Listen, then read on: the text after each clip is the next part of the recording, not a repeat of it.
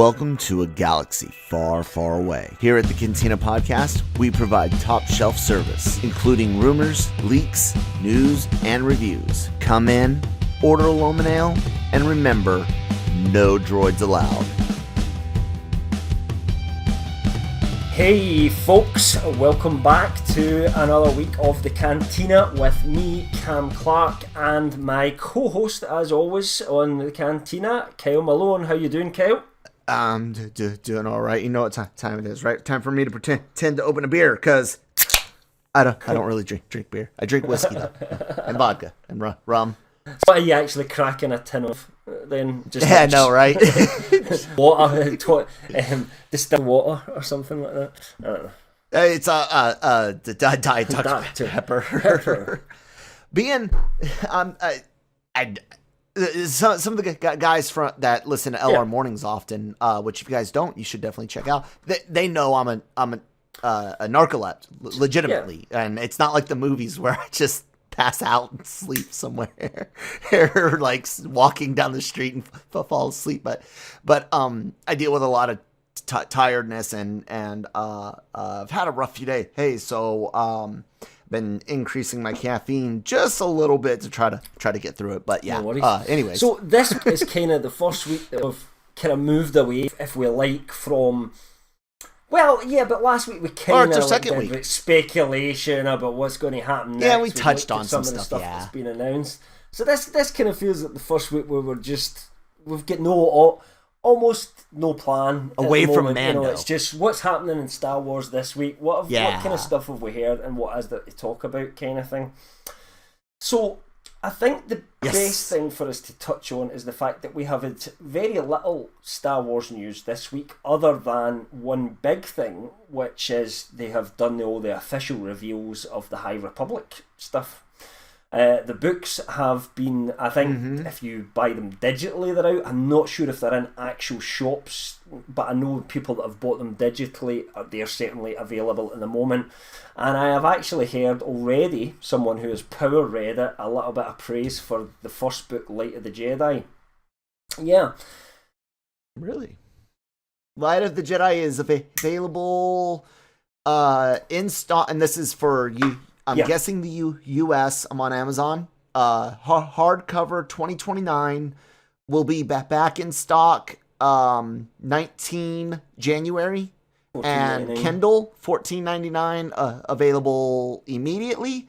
And it's $0 with Audible free trial. You know, it's the kind of book I'd maybe try the kind of books that I'd maybe try Audible for. And the reason I say that is because, generally speaking, these aren't adult books that we're talking about here. They're very much aimed at a younger audience in different degrees, but from my understanding, Light of the Jedi is like young adult, kind of stuff. And apart from one of my favourite books ever, has Dark Materials, which is a kind of is like a young adult book with very adult themes. That's not usually my fare. I have to admit, when it comes to reading, I need something that's going to kind of hook me in and make me want to turn those pages and really get to know the characters. But it's maybe something I could just digest on Audible, where you just plug it in and kind of listen to someone narrate the story back to you. That might be a quick way to kind of consume the lore, if you like. So I may consider doing that at one point, because I don't really use Audible so far, because I prefer actually reading, Yeah, because you struggle to read at the moment because of your condition and the fact that you're brain damaged and narcoleptic and all that sort of stuff. But in the past, I preferred reading over audiobook, because I'd listened to an audiobook before, because I was like, it was a book I had to do for school, and I was like, oh god, this is terrible. They're speaking at like 120 words a minute, and I can read slower. Like I find that 400 words a minute. I mean, that's mad as well. And it just does depend how you let are. me just stop and read. Well, do you know what I mean? So, but yeah, I'm the kind of people, like a young adult book, it's probably not that big. The type's probably not that small. Some can't read that fast. It's probably something that I've had a day off, I could rattle through in a day easily. I mean, I read the last Harry Potter book in under 24 hours, so if I can do that, then I'm sure I could take in the Light of the Jedi. My Nice. problem at the moment is I'm currently reading a very big 14-book volume, The Wheel of Time, and trying to finish it before the first show comes out. Yeah. Oh, before the shit starts? Yeah. At the moment, I'm at what they call the slog of that, which is around about sort of book 10. So I kind of need to focus my reading on that. It's almost, it's slightly like work at the moment, you know what I mean? So it's taking me a little bit longer. But as I get to the end and it starts to pick back up, then... I think if you're 10 books to end, I think you got some time.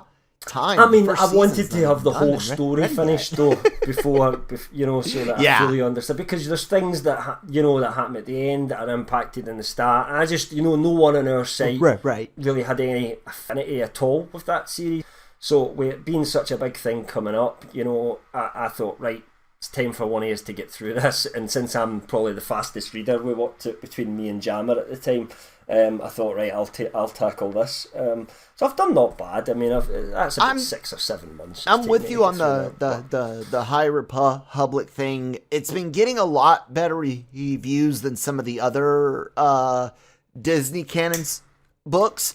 Most people, but then they were full of nothing. They were full of nothing. We've talked about this before.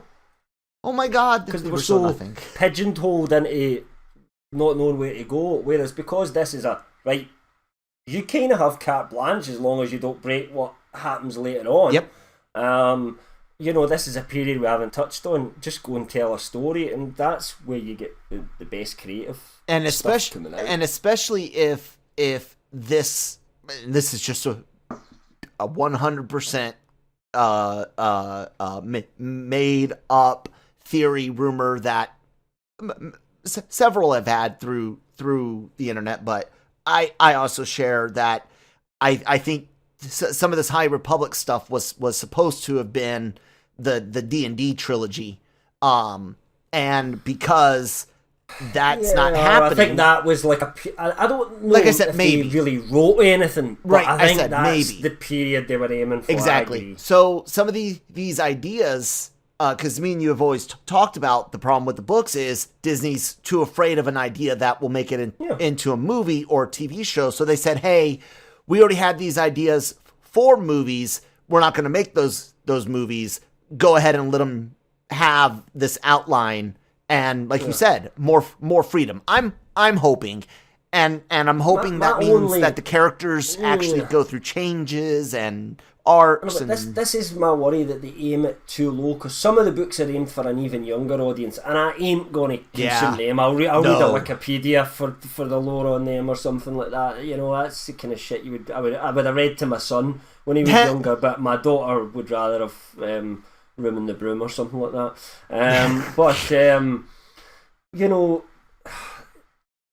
That's my worry about it, is that when we had the EU, the old EU, it wasn't as if they were books aimed at kids or book to MD. It was books aimed at Star Wars fans, whether you were old, young, whatever. And therefore you could have books that were quite mature themes, books that maybe didn't have quite as mature themes, depending on sometimes the quality of the writer.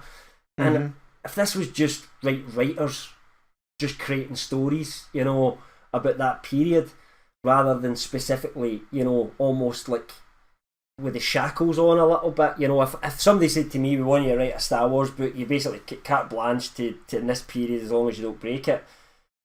My tendency would be to go dark and more adult, because I can in a book. I don't think they will though. Oh. Do you know what I mean? But that's my only gripe about it. I want to see something a little bit, more adult creep in there as well, and maybe we get that in the Acolyte, I don't know. But one of the main reasons I think for kind of trying to absorb the lore of all this at the moment, which will end up being canon, is it's surely going to tie in some way or feed into the kind of plot of the Acolyte, which is going to be maybe 100 years after that. So whatever happens in that period is the history that we're going into for the Acolytes. I think it's going to be worth getting that, but we'll get to it eventually. Keeping not quite as tabs exciting on. as the actual visual stuff, which is really where Star Wars is at home for me. Thought about whenever the comics start, because I'm always one of those guys, when I read comics, I give it a 3. I try to give it a full first arc, which is generally five issues. but even if it's like tough, I'll still try to give it at least 3. Like I'll try to, like if the first 2 are really, really, really hard, I may want to quit. If the third one is still really bad, then yeah, I'm out. But I usually do try to go full arc. Read comics now. I might check it out. I want a book now. With more in it than a comic. The artwork is impressive. Calling me a child? Some people. You fucking calling me a child? Absolutely not. Absolutely not. But in your state at the moment, I'm not sure you'd be able to. I don't know. Anyway. Pictures are better than hundreds of tiny words on a page. Not to me. Do you know what I mean? Because I like to imagine it myself. No, I mean from my current situation. Totally agree with you. And when I was a kid, that's how I got into reading at first, was comic books. But just something happened to me as an adult that I struggle with a comic book. The last comics that I really enjoyed reading were, and this is back in the 80s, late 80s, was the like Aliens comics. And my son was into Aliens, and I got him like digitally some of the Aliens comics. So I started having a flick through because I did used to like them back in the day. But I just really struggled to spend any more than 10 minutes with it. I felt like I was just reading it rather than absorbing the artwork, and the artwork is such a huge component of it. So comic book fans out there, which we cover a hell, I mean Jace covers a hell of a lot of comics and stuff like that on our site, so we're big in comics, but I'm just a heathen when it comes to comics. I'm sorry, I love the stories, but I just struggle to actually absorb the comics themselves these days. So if there's some Star Wars you wait comes on your out, MCU films. I almost have to read a highlight of it somewhere else to catch up, because I just can't when we're reading the comics. Anyway, could you see yourself maybe trying an audible version of one of the books or something like that? Yeah, we'll definitely keep our eyes on it, and like I said, we'll definitely know what's going on, even if we don't read it firsthand, so we can discuss it. Because, like you said, some of these stories are going to feed into the acolyte, we suppose, considering timeline. I mean, if we said, we set 100 years after the T, would we think that? Maybe not. So maybe we're way on this. This is just a shot in the dark by us, I suppose. Guessing that. Right, and then there's the fact Yoda is running around, which I fucking hate. I mean, he's been there really since the Old Republic. I know. That's why I wanted 1,000 years in before Palpatine shows up, so we wouldn't have to deal with Yoda. Yeah, but then, I mean, Yoda's what? You'd have to go really way back to the early Republic. If it stood for 1,000 years, you'd have to go back to like Sith War, when the Republic was first formed, before you're kind of getting ready Yoda. Well, that never happened. Or, well, somehow it happened. I don't even know what the real history is anymore, because they won't even tell it in the books. Books.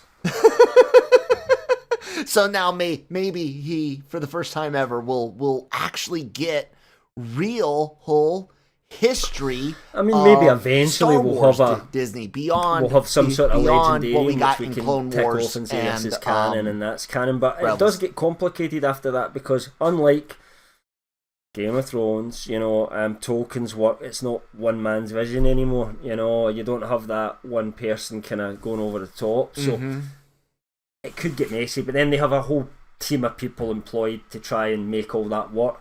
But where I think that falls down is the likes of the sequel trilogies, when they bring somebody in like Abrams with a big name and he says, this is what I want to do, and they go, okay, we'll change everything to make that work for you. And that's what I felt that the sequel trilogy was. I mean, it was outside of the law, and everything else has now been made to fit that. Which, what can you say? Anyway, High Republic.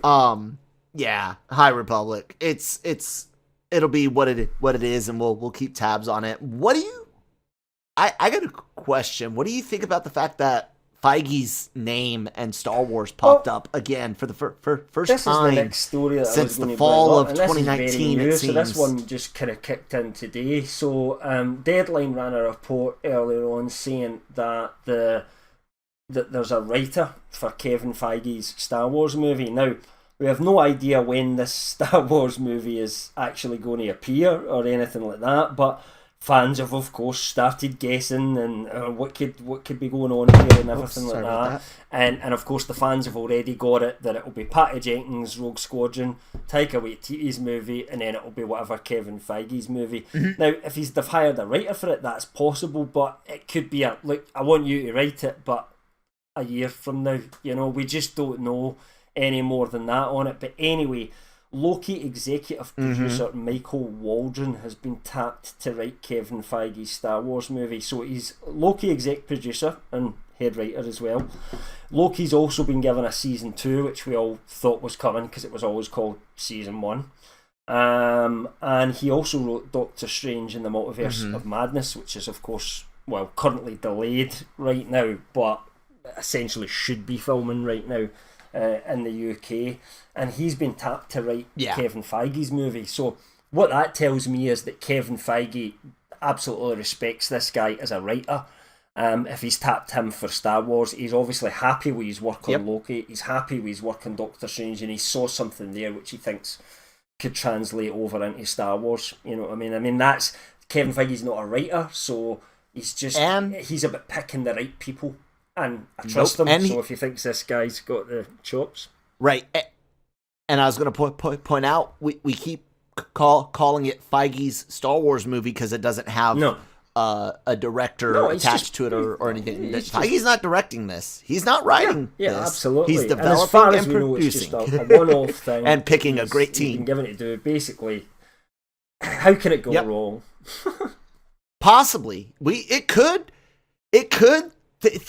theoretically, with the words develop and producer being under Feige, executive producer being under and writer being under Waldron.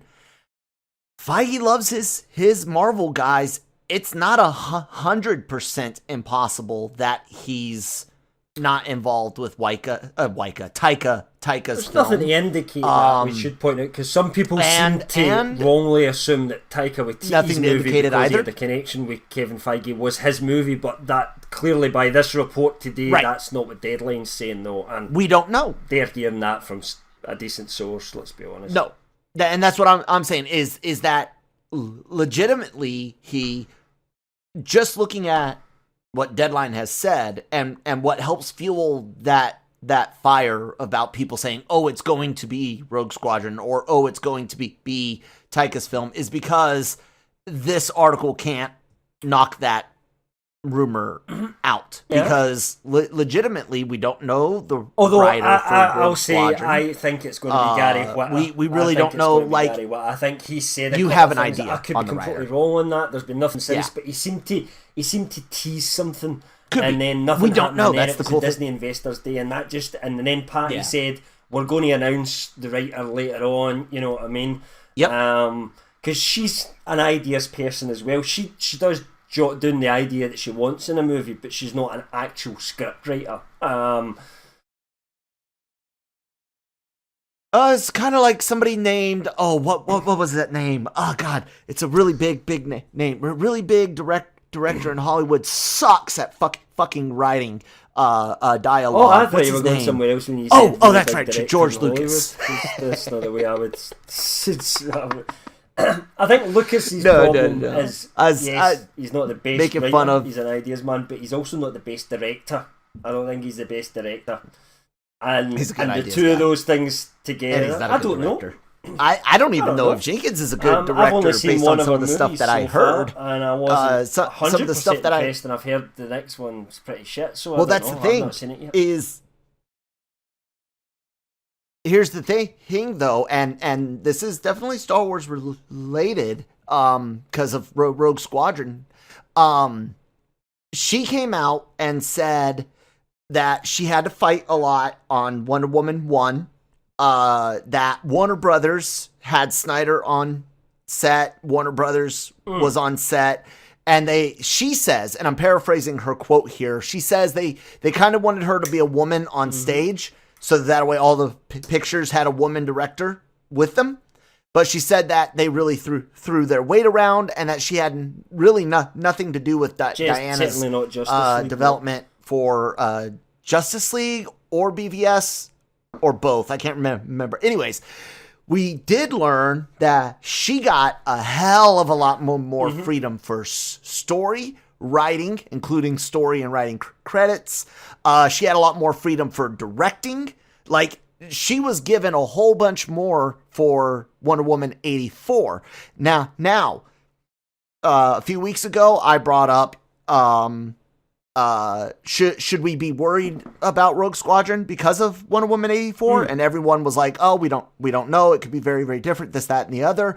But once I found out from Patty herself the stuff that went on for Wonder Woman 1, which was loved, which sounds like it had heavy influence from the studio, and a different writer. I think it's very average. I think it just, and I don't think it's a great movie myself. I don't think it's a great movie myself. But then, because it wasn't dog shit, you can watch it and enjoy it. And Gal Gadot's good as Wonder Woman. There was some good stuff in it. You know, the trench scene was cool. You know, there was all that going for it. But it's not that amazing a film. No. So I've not seen anything for Patty Jenkins yet. But then and so you have that aspect. Somebody that picks these people. Clearly, her first film, Monster, is what's attracted everybody to her. I mean, she was offered a Marvel gig. She turned it down for the Dark World because she just didn't think the script was good enough, ultimately. And actually, Dark World. Yeah, and looking back that, at or they wouldn't movie, give her the freedom to make the changes she wanted. Movies. So I can't really blame her for kind of not wanting to go into that one. Yeah. So all we can really judge her on, big budget wise at the moment, is the two Wonder Woman movies, because that's all she's done. But I do like the work I've seen from her in TV. Which I've seen some of the TV she's worked which with that context makes me worried from that point of view. Like, I think she directed the pilot of The Killing, which was very well done.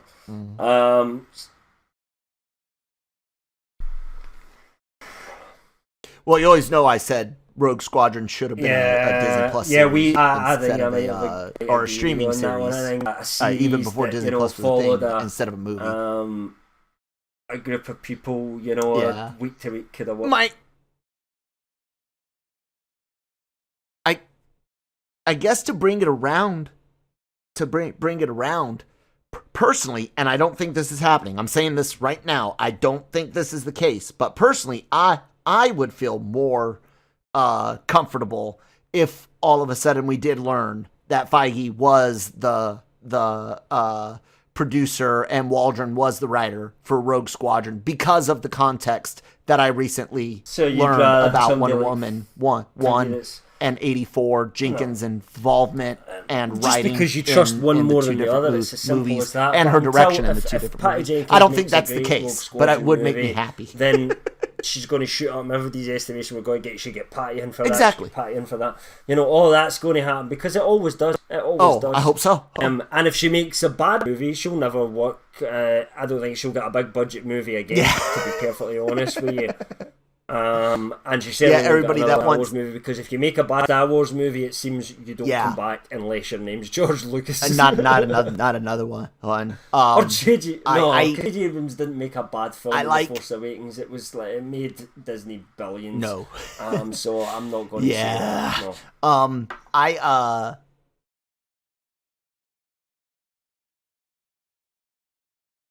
Yeah. And it wasn't. It's you definitely, it loses flavor over time. A sequel trilogy movie for certain, but it's definitely still one that if someone was like, Kyle, because of this, that, or the other, once a year, you must watch The Force Awakens. Wow, I would be okay. That had me really buzzing in the cinema, as we've talked about before. It just wasn't enough there for it, but it wasn't a bad movie. Yeah. But looking back at it now, there was a lot of problems with the sequel trilogy. Excited. Were inherent right from the start of that movie and the way they tried to do things. Anyway, we've talked about that enough.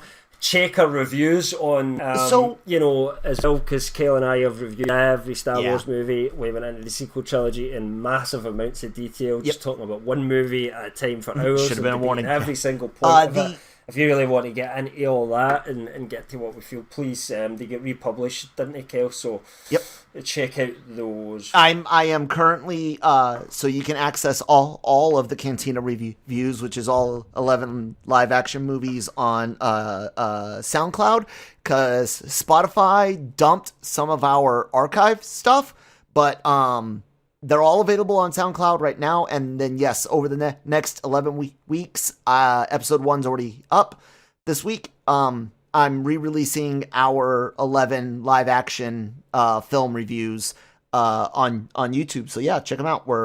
Episode 1 is up already. And of course, all of our Mando season 2 is up on YouTube. LRM online YouTube channel playlist is the Cantina reviews. Thank you, Kim. So just to finish up in the Waldron sort of Kevin Feige thing, I think even when it comes to him, you know, I don't really know much of his work that's happened so far that I can think it off the top of my head. So his big thing is obviously going to be Loki, Doctor Strange. They're still in development, so it's not as if they're amazing. We can say, oh, I'm so happy that he's writing that movie, because we don't know that yet. I am actually slightly surprised. I always thought that it would be the Agbo team, you know, of the Russos and, you know, Marcus and McFeely that Kevin Feige would bring in, because they've always said they would really like to do something in Star Wars, and maybe, you know, that's just further down the line that we could do that, and I'd love to see what those guys come up with, because, you know, they've done such a great job in the MCU. Was it you or Brian that was talking about a Jedi Academy animation? I would like to see that. I would have liked that. Cool. I think an animated show with Hamill doing the voice would be cool. How would you feel about McFeely and Marcus doing an animated Star Wars, with great, good animation, of course? How would you feel about them doing an animated series? Listen to their method, how they kind of break their movies, you know.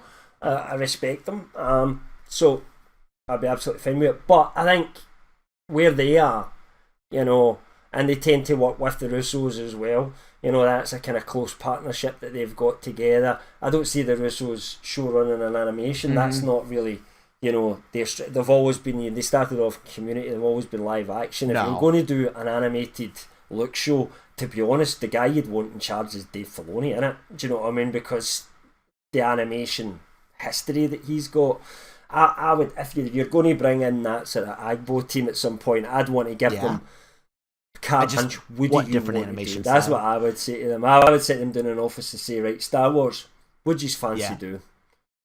Go for it. You know what I mean? I would literally, you know, when can you do it? Okay, there's a check. Oh, see ya.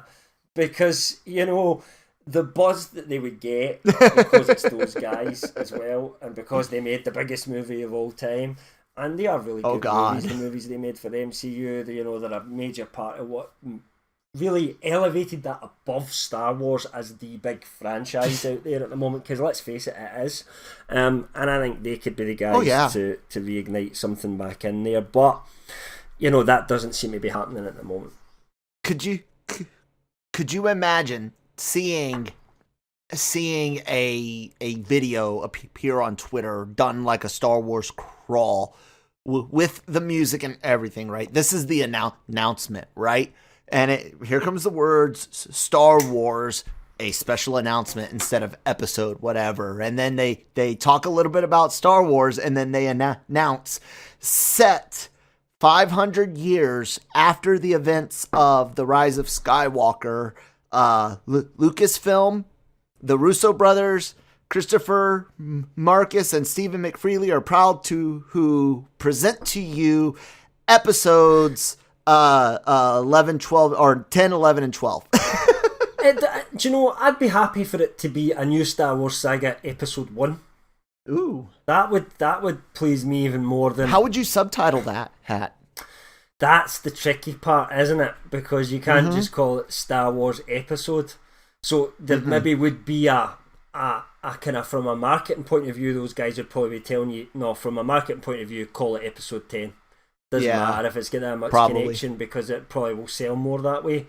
Branding. But I would rather it was Star Wars something Episode 1. I can see that. Kind of like what they wanted to do with the Star Wars story anthology stuff. That's what I think it should have been. That's what Disney should have done right for the start. They should have just said, okay, let's get some people together that want to make a story, break a kind of rough idea for a story of where we're heading. Let's not tie ourselves necessarily down to a trilogy format again. Let's just get the first episode out and we decide where we go next. Because I think The Force Awakens, then The Last Jedi, if somebody could have followed those movies in a episode which wasn't necessarily the end, if they hadn't said 9 is the end of the saga, which, remember, now if they make a 10, it's not the end of the saga anymore, it's still the Skywalker saga. So so maybe it would be like, it would get subtitled in the future, Star Wars Skywalker Saga 1 to 9 and Star Wars something saga, whatever, 1 to whatever. You could do something like that, and that's what I would like to see. Just them giving carte blanche to create. They've got the universes, they've got the sandbox. That's the whole.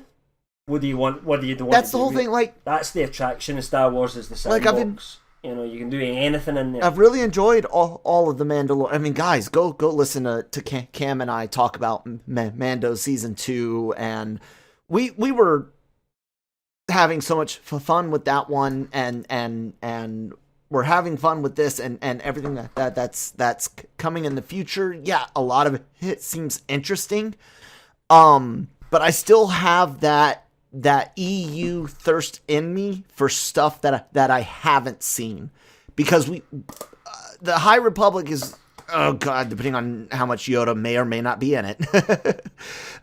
Some of the High Republic stuff is going to really be the first time since the EU was erased that I'm going to get something truly new and disconnected from Skywalker, hopefully. Yeah. So I still want to see some more of that, but because of how popular something was that happened a few weeks ago, and how popular season 2's cast of former animated characters are, Disney's going to spend a lot of time giving us stuff we already had. It could still be good, and I'll be happy if it's good, but I still want something new. So yeah, no, I can't really disagree with you there. And actually, that's kind of segues us nicely into the last little rumour, which is not one that I feel confident reporting on. And I said this when I wrote up the article anyway, but it comes from Daniel Richtman. And I actually think his hit rate for Marvel stuff is pretty good. It's not perfect, but nobody's is in this business. So, when people on Reddit say, here's a list of things Daniel Richtman got wrong, but they don't also think about, and the stuff that he got right apparently were lucky guesses. No, nobody's that lucky. Piss off, you know. However, I don't think his hit rate in Star Wars is good, and I feel confident when he comes up with some Marvel saying, hey, this might not happen, but I still feel that this guy gets enough information to report it. I'm never sure with Star Wars because the hit rate so far has not been great, unless there's stuff further to come down the line which will change things. Essentially, he says that a decision has been made at Lucasfilm to recast Luke Skywalker after the fan reaction was so positive, and that Sebastian Stan, who has long been a fan casting, has basically been offered the part. I don't know what you feel about it, Kyle. My initial feelings were that I just have a hard time buying that they would make a decision at this time of year over the Christmas period so quickly after the positive reaction that they would just, in a meeting, right, well, the reaction was good, let's get Sebastian on the phone. That doesn't make sense to me. Does that make sense to you? No. When we first caught wind of this, there were a few things on the list from his Patreon release that I was like, yeah, that makes sense. Some of them were Disney, some of them I think were Warner Brothers things, and then I saw the Luke Skywalker thing, and that it stood out as too coincidental. Yeah. is maybe the word, like, because everybody has been to say this what's screaming at the top of their lungs. So this is happening, like giving people what they want, kind of thing. I just wonder if his source, because obviously it's not him directly, he's got sources. If his Marvel sources are just better than his Star Wars sources, I don't know. Or his Star Wars sources aren't getting as much up-to-date information. I don't know. Sometimes you seem to hear things very early, and you just don't. And then it's hard to kind of then determine later on. I think we certainly from our source don't get stuff that early. When it's at the very early concept stage. I think we tend to hear about things once decisions have been made. But now. All I'll say about just on kind of, I will say that one thing we did hear was that Lucasfilm were conscious that if Luke Skywalker was going to be used after there was a bad reaction to him in The Last Jedi, that they would be making sure it was the right thing that he appeared in, not using him frivolously, if you like. So there was great care taken to make sure that was the right thing to do within The Mandalorian, and they're happy now that they pulled that off.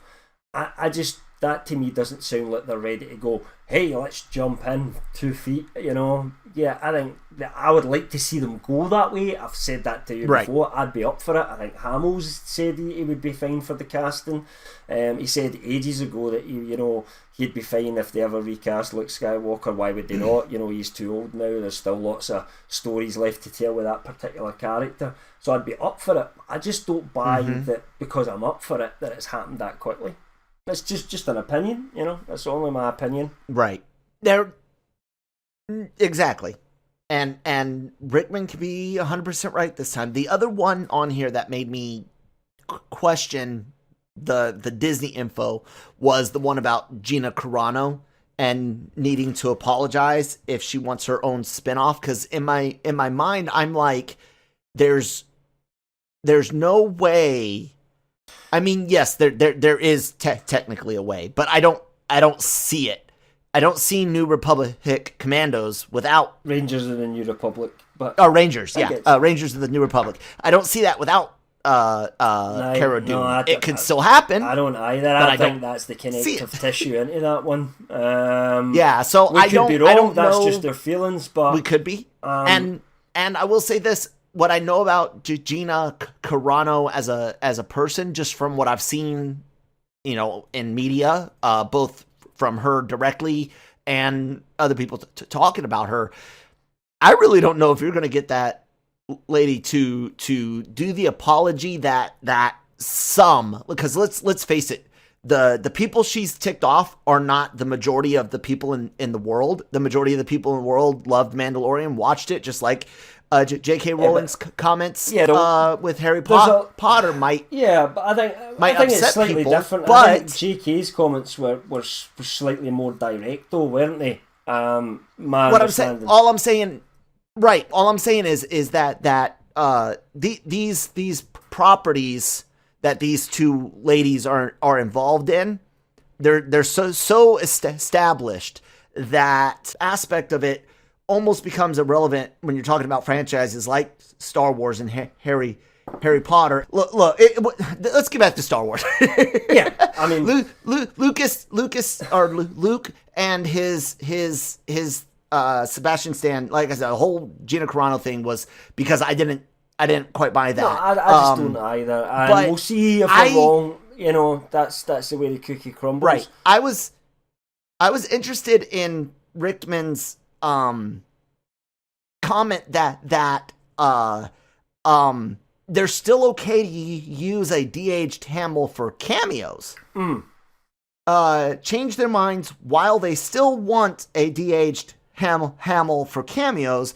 They decided, with Hamill's approval, to cast Sebastian Stan for young. First, I think the approval was public. The approval was years ago, and it was public. Hamill said ages ago that he'd be quite happy for them to recast it. So that's not even an issue.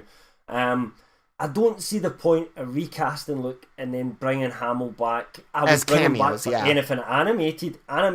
Why would you not use his voice? Yep. But I don't see the point. If you've recast him, use the recasted person. Don't then give us the Uncanny Valley day after that. If you're going to do it full hog. Yeah. And go for it. Make the decision. Do it, and then put the money into it. That's the way to do it. Yeah. Yeah. So I don't believe necessarily at this time that we will get more Luke Skywalker. I already said this one. I think the day we did our episode 8 review, about it, and we said that the fact that they used de-age, that they went for that, tells us that there was no immediate decision to be made to recast Luke, because they would have done it at that point. That would have been the point to go, and here's the new Luke Skywalker. Not only they obviously decided that was too risky, right, and that it would be better to use a de-aged Mark Hamill's voice, Mark Hamill on set for. Let's point out, Mark Hamill only did that final shot in the doorway. Yes. The rest of the stuff in the corridors was a different actor, somebody Lloyd Jones, I can't remember his name, Mark Lloyd Jones or something like that. Right. Who, that wasn't Hamill spinning a lightsaber and stuff like that. No, and then I also reminded that you will never, ever, ever get another Luke Skywalker reveal again.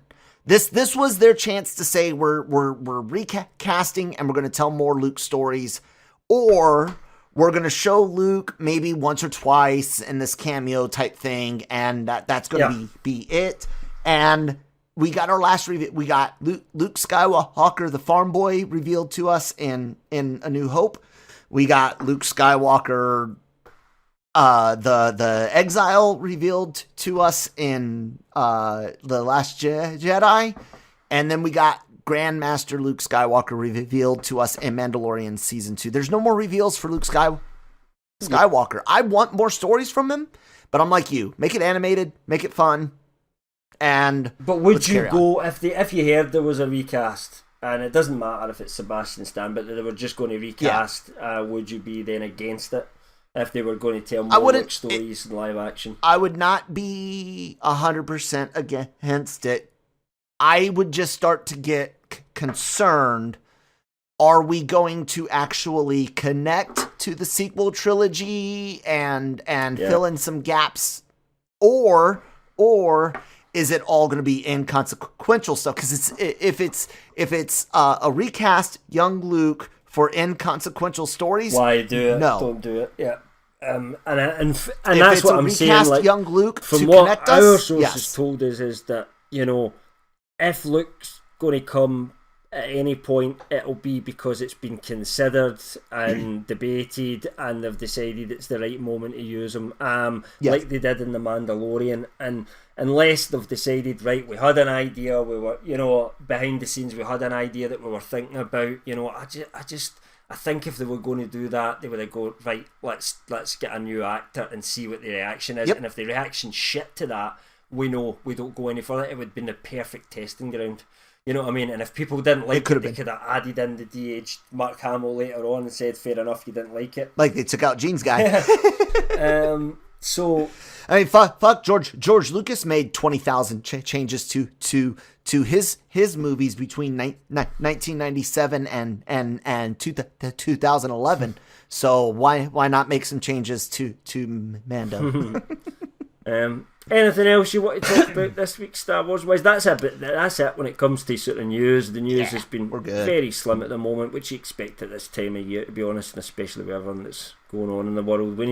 But we do have WandaVision hitting. But Star Wars wise, I think it's going to be rumour and subterfuge for the next little while, until we get some more official information or some stuff that actually starts filming, and we get to maybe see some stuff getting leaked from the sets. Set for photos, leaks. There's a good chance we might see some talking to us. Yeah, I mean, obviously that side of things, which we need to wait till there's something to report. But I think we could see some set photos start to appear for both Kenobi. Yeah, I think there's something starting here real soon, if not already, huh? Would you? Filming wise. As far as we know, I think the Book of Boba Fett's already started. Favreau said the next chapter would start filming, and Kenobi started in the UK. As far as we know, filming started a few days ago, and Andor must be going as well. There we go. Yep. So we do have 3 things that we know actively in active production. So guys, stick with the Cantina. Even if we don't have any news, it's Cam and I. We can talk Star Wars for hours.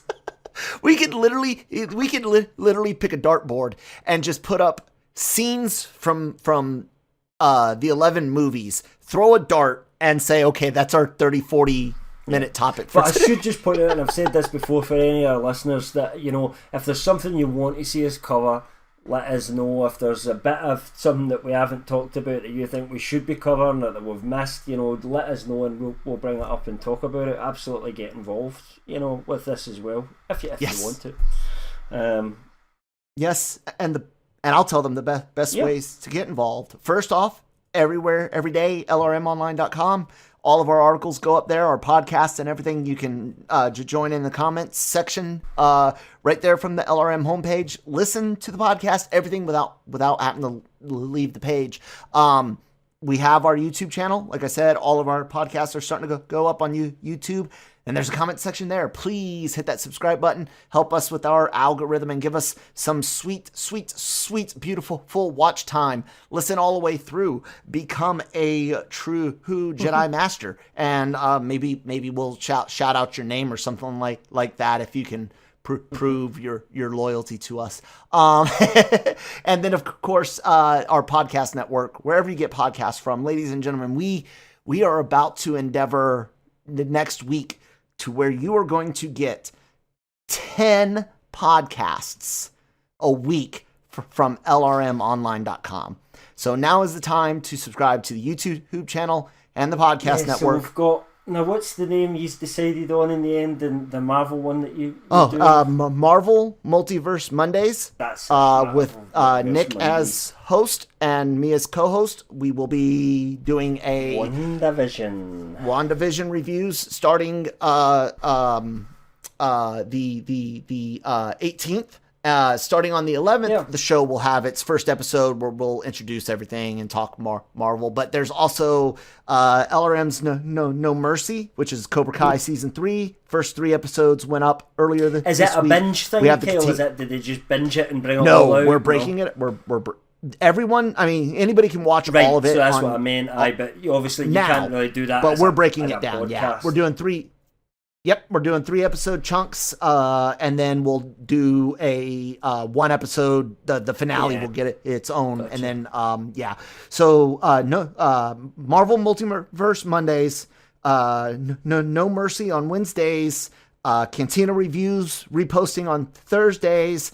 Cantina podcast every Friday, Breaking Geek Radio podcast every Friday, and of course Monday through Friday, unless something goes on, LR mornings. So please like, share, subscribe, do all that good stuff. And you guys can find me at that Kyle Malone to drop off any ideas for any of that, or to yell at me. And same with me. I'm at LRM_Cam. Anything you want to see on our podcast, you want to see more of, whatever, whether it's something that I'm involved in directly or not. Although I'm hoping to make the odd guest appearance on the WandaVision thing, because I'll absolutely be watching that at the same time as you guys and discussing it every day and probably writing about it all and everything like that. So, you know, I'll be looking to discuss that at some point as well. But yeah, definitely looking forward to catching that from you guys as well and seeing what you think compared to what I think about things. So can't wait. Thanks very much for listening, folks. I will be back, as Kel just said, next week with another episode of the Cantina. Who knows what we'll be talking about next week? We don't even know yet, so tune in and find out. Thank you. Yep, may the force be with you.